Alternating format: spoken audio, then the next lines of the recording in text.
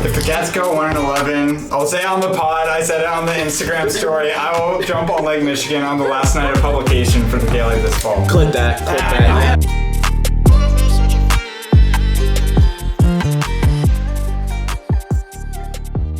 What's up, everybody? This is the Game Day podcast for the Daily Northwestern under Cat's Corner. I am Lawrence Price, the audio editor, and I'm alongside the Game Day staff. You'll get the intros in a second, but we're just here to break down everything Game Day, everything football. So whoever wants to intro yourself first, I'm Charlotte Barnes. I'm the sports editor of the Daily this quarter. I'm John Reichert, the Game Day editor. I'm Sky Swan, the assistant Game Day editor. And I'm Alex Cervantes, and I'm an assistant sports editor. Okay, so of course, we know Northwestern lost 31-24 at Maryland last weekend on Saturday, and we had a few of you all go to the game, right? John, Sky, both from Maryland. So can you talk about, the experience of being in the press box, but also being back in that area? Yeah, definitely. It was a great experience getting to go back, and like John and I, both being from Maryland, getting to be at that campus when I've been a couple times with family and friends. It was great to see, and a lot of purple out in the stands, which was also great. And just seeing how much promise they had in the first half, it was kind of shocking. I thought we were going to get that upset against Maryland on that homecoming weekend. So that was a great experience, but the second half, not so much. So, yeah.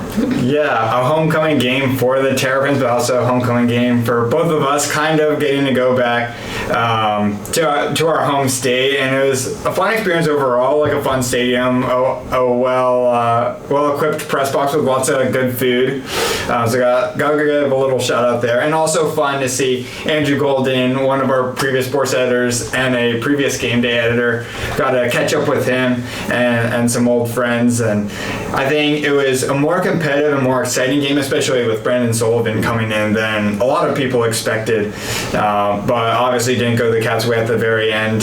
It was just a refrain pretty much from the past 2 years, where it was the whole crowd roaring when Roman Hemby broke that 75-yarder. That's something that I've heard so many times over the past 2 years, and that's just following this team everywhere we go, whether in the Midwest or on the East Coast. So, okay, we can transition into the game then. As we know, you just said like the 75-yard run that Rowan Hemby had.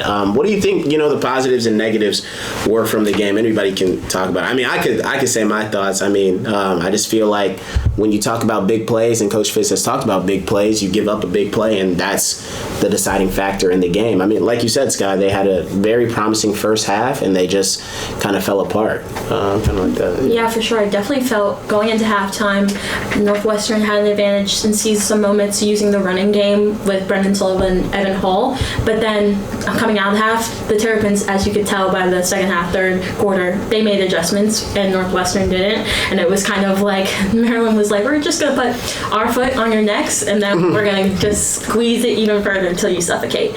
And that's what we saw basically in the third quarter to get that advantage. And then Northwestern had to just gravel their way back to try to get a lead again in the fourth.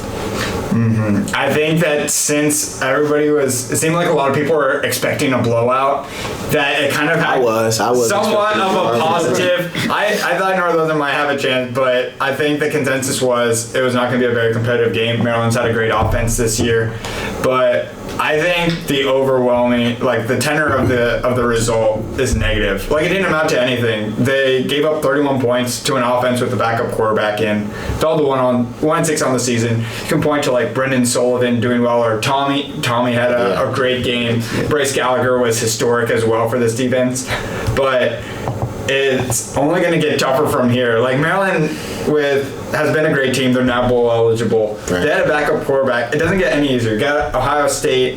You get a road game against that Iowa defense.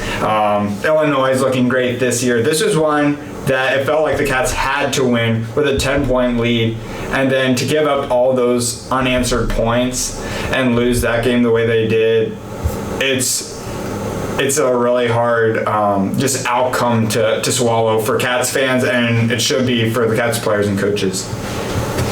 What do you both think? I mean, Yeah, I think it generally, obviously, they didn't win. It was a negative result, and they had them at the half. It was just very tough to watch, but I think one positive was Brendan Sullivan looked a lot more comfortable than that first game where he threw 3 straight 3-and-outs, and he looked really badly. Even with the interceptions at the end, that kind of handed the game away. I will say that at the end, he did not have a great second half, but I felt like he looked much more comfortable overall, and he just hasn't played football in a while. And I think once he gets more into these games, he's going to be a decent quarterback, and he looked good. And I mean, I talked about, when I interviewed Brendan, he said he hasn't played in over 2 years. So that's one thing. And of course, that's just going to happen, having the mistakes, like you said. But also, I feel like the defense just didn't give him a good enough job or do a good enough job to put the offense in a position to win. Alex, you talk about it because I know in your article you talk about 9 plays, but, what do you think? I mean, that turning point kind of was you start out with the ball after going into halftime with the 7-point lead, and you start out with the ball and you make your way into Maryland territory within 90 seconds, and so you think you're kind of in that stretch again where you think they've come out of halftime. You think that we're going to be able to continue this momentum, and then Sullivan talked about he's on the right hash and he just made a misread and he throws the ball straight to a Maryland defender. So that kind of did it in, and then Maryland obviously goes down and scores a touchdown. It was Hemby's second touchdown, I think, on the day, and then he obviously had the 75-yard burst. But I don't know, it's just tough. Coach Fitz talked about it post game. It really is the missed tackles, and you think, I'm not trying to call out AJ Hampton, but he dove at Hemby's ankles on that 75-yard burst. Claire just scored the touchdown, right? Northwestern just tied up 24 apiece. You think maybe a stop, maybe Maryland drives into field goal territory, maybe they missed. I mean, the Maryland kicker had already missed one. So, but Maryland, to their credit, blocked that play really well, but just poor positioning, and then it just didn't.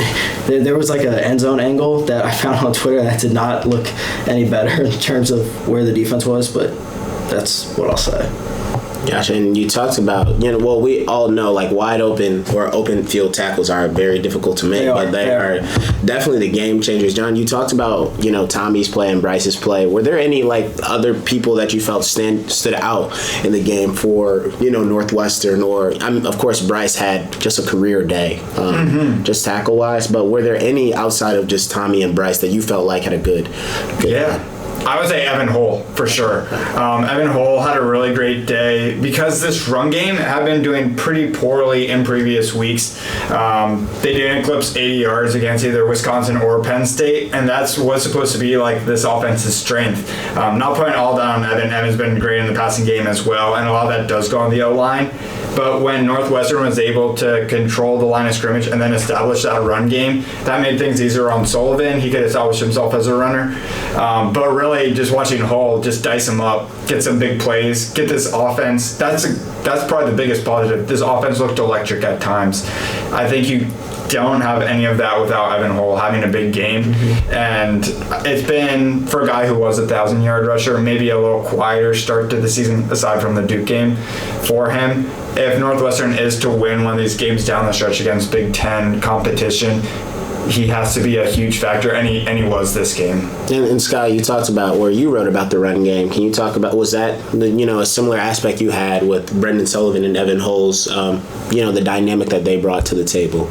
Yeah, for sure. I definitely felt despite the outcome, you could definitely tell the running game, like John said, was something that, of course, they've been struggling on the past couple weeks, but it looked strong, and it looked like if they keep working this angle for the rest down the stretch, it could definitely be a contributing factor to maybe getting a win or a couple wins later in the season. And also even finding Andrew Clare late in the fourth quarter, might be a starting back, but he definitely helped contribute to getting that touchdown late in the fourth. And so if they just keep using that run game, they could potentially keep at bay the defenses until they work out their passing game later in the season. Yeah, going off Skies, we've seen some good things from Hull this season. We just haven't seen what we expected from Porter, from Trey. and from Claire as well. So to see them, Porter had some good runs, and getting that touchdown late from Claire is a really good sign for this run game. I think it's difficult just having 4 running backs that could. I mean, 2 of them are captains, right? You're trying to spread the load, and then also you have Sullivan who can run. It's like, who do I give it to at all times? Of course, Evan Hull, you're gonna give it to him at all times, but like Cam Porter, you got him, and then Tyus, Andrew Clare, and I feel like it's gonna be real interesting coming up next year to see, of course, who returns, but what's going to happen. I mean, if you're a guy that wants to take the next step and Evan Hull's in front of you, it's going to be very difficult if he comes back and you're still going to be the 2-3 guy. So, but I feel like I know where you all feel on this next topic, but with Brendan Sullivan and Ryan Helinski, we've seen Sullivan play a full game now, and then we've also seen Ryan Helinski through 5 games. So where do you all feel, or if you had to pick right now the quarterback that Northwestern has to go with for the rest of the season, who would you all pick? Sullivan. But why do you say that? We gotta.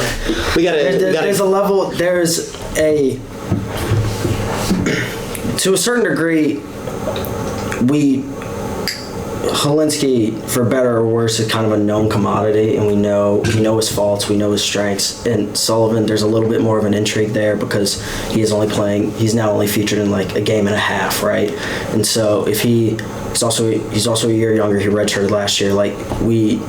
If he is your quarterback of the future, you want to get him those snaps now. Plus, he offers you more mobility out of the pocket. He's faster. He's a better runner. I think he can probably take hits better, even though he usually is sliding. But I don't know. I feel like the passing game will come, right. Like, he was 18 of 24. 2 of those are bad incompletions.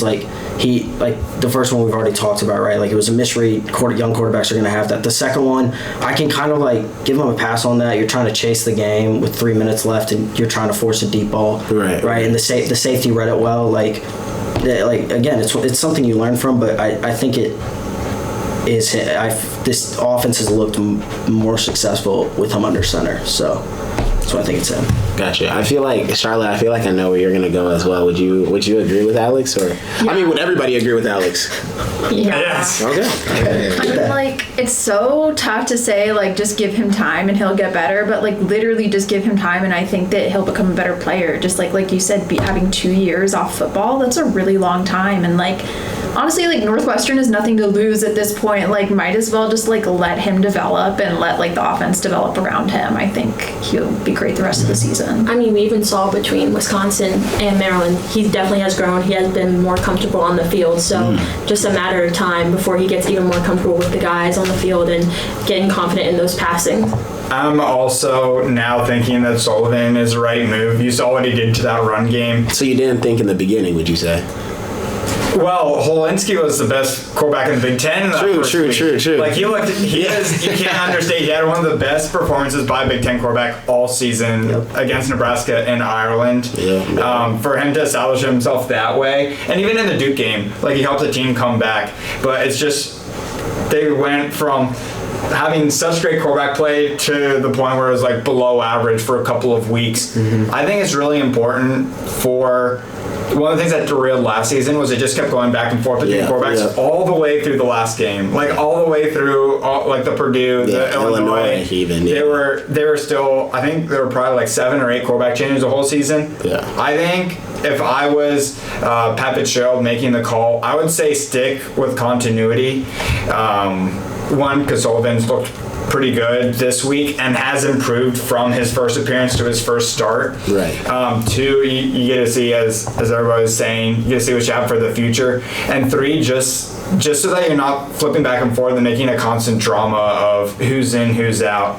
I think that would make a lot of sense for this Northwestern offense, even if they can't find their way to win out and get bowl eligibility. I think that there's a lot of benefits to having Sullivan that you wouldn't necessarily get with Helinski, and you get a faster quarterback. Gotcha. And I think tying that to, I think I was talking to you weeks in the past, or even my guy Bradley Locker, as we discussed a lot about the football team. But Ryan Helinski kind of reminded me of Hunter Johnson last year. I feel like with just Hunter started out amazingly, even though they lost the Michigan State game, he looked really good and then kind of declined over time.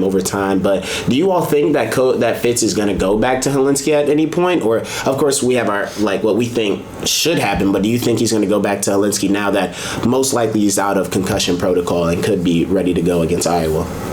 Absolutely. I mean, I think there's a world where Sullivan, I wouldn't be lost on me. They're playing an incredible Iowa defense this weekend. If Sully starts out with a couple turnovers, I don't think this Iowa offense is not explosive. So it very well could, even if Northwestern's losing the turnover battle in the opening quarters, I don't think that the game will be a blowout. So could Helinski replace him? Absolutely. I don't know if that brings another dynamic presence to the offense, but he does offer a level of kind of security as an upperclassman, I would say. So I don't know. I don't think it's I don't think Fitz would wrestle with that too much. I think he would. I think they could absolutely go back and forth. Gotcha. Yeah, it's hard to know if, let's say Sullivan goes out there and throws 3 picks. I feel like Fitz would just make the change. But I do feel like Sullivan kind of earned the starting role with his performance against Maryland, going away by ESPN's advanced numbers, so QBR and expected points added. He had the 3rd best performance of any Northwestern quarterback this season. So the best performance since Duke, and a marked improvement from the Wisconsin game, which is, just a disaster for everybody.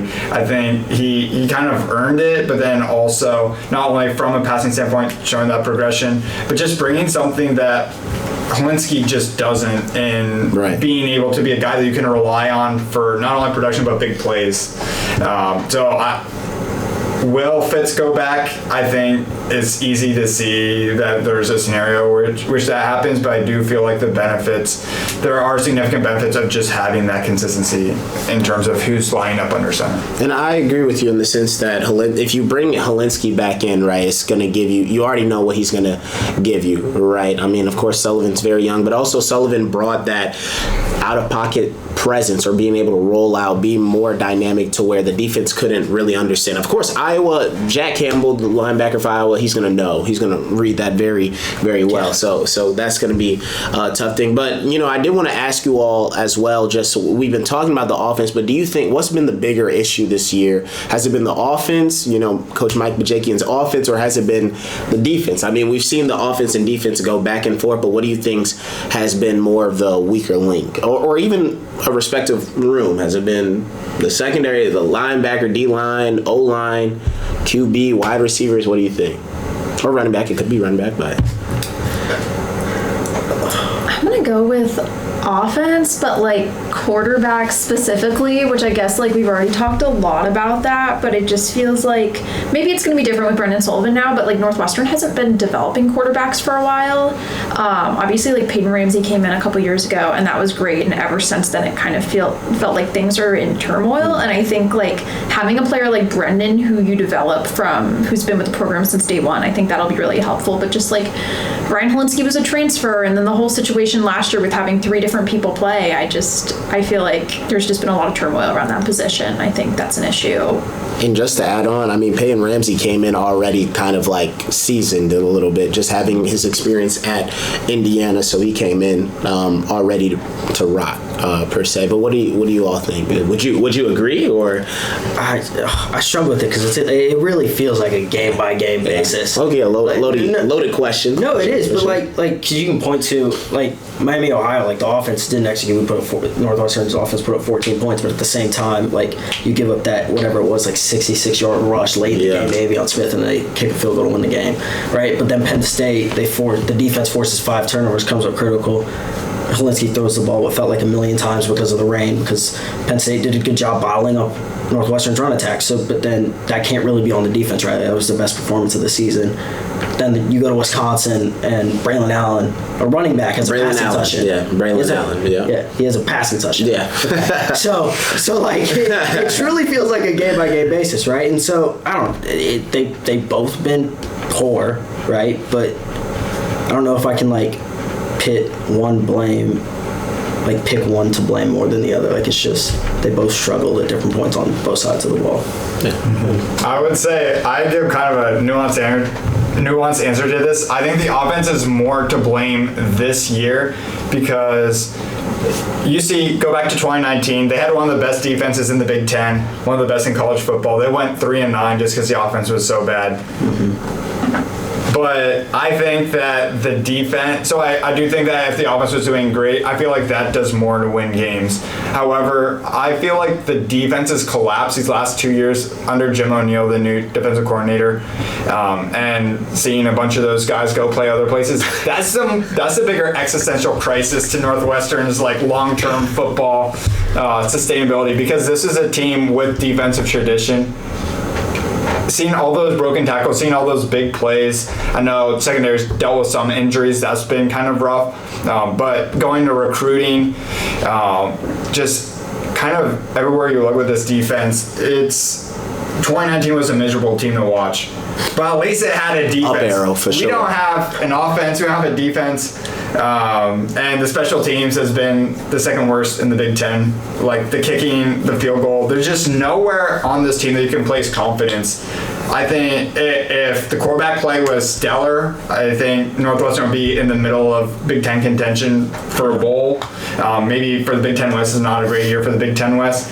But everywhere on this team, it's just been a perfect storm that's contributed to what, as you were predicting, could be a 1-11 season. On to next week, of course, Northwestern will be taking on Iowa, 2:30 game, Halloween weekend. Of course, Halloween's Monday, but and it's their homecoming game in Iowa City, so it's going to be a huge fan turnout for them. What do you all expect for the game? We know that Iowa hasn't had the best offense. Northwestern also hasn't had the best offense, but I mean, talk like hearing the press conferences or just amazing press conference this week, but you know, from both sides, from both sides, right. So, what do you all expect coming into this game, or what do you think? You know, what does Northwestern need to do to turn it around? Yeah. Oh, I mean, it's spooky season. I think it's fitting that we get Brian Ferentz versus Jim O'Neill the week before, the 2 days before Halloween. I think that's a little fitting.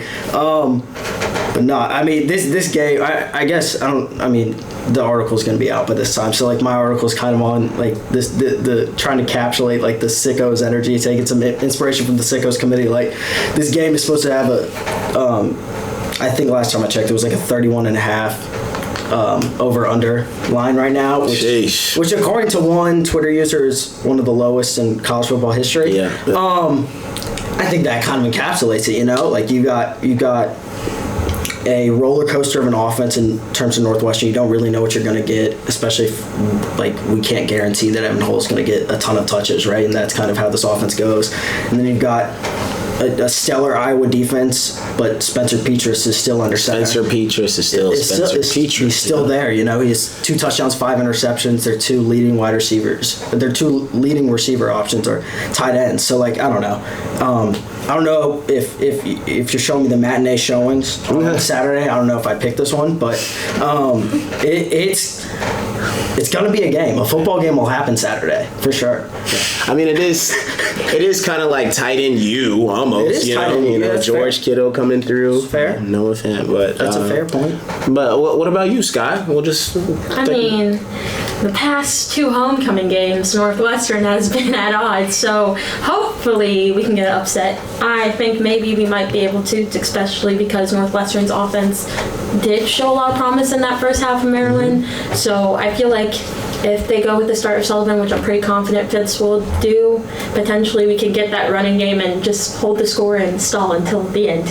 It's gonna be. I want to say. I didn't say this. That's crazy. It's gonna be really low scoring. I want that. Oh, Just I let made lacrosse clear. stall. Yeah. Yeah, I was not have. supposed to laugh at it. Leave that. I'm sorry. I did want to say earlier when you had like the step on the neck thing, that was like Glorilla and Cardi B's, because Cardi had a verse My lacrosse bar like coach would that. always say that. Okay. Yeah, go ahead, John. Yeah. Yes, I have very little confidence in Northwestern's ability right now. We had a game a couple weeks ago Up arrow. where a team without a head coach who was at the very bottom of the Big Ten West, even lower than Northwestern, came in on Northwestern's home turf and just absolutely blew them out 42-7. As you On said, homecoming. on a homecoming weekend with a running back who threw a passing touchdown and made Wisconsin look like Ohio State for a weekend. We'll see Ohio State in a few weeks for We sure. will. That'll be another That's a separate podcast. Hey, that's gonna be a great talk. podcast. I think CJ Stroud's at Detroit Lions. I'm tapping it in. There you go. I have Iowa winning by a couple touchdowns.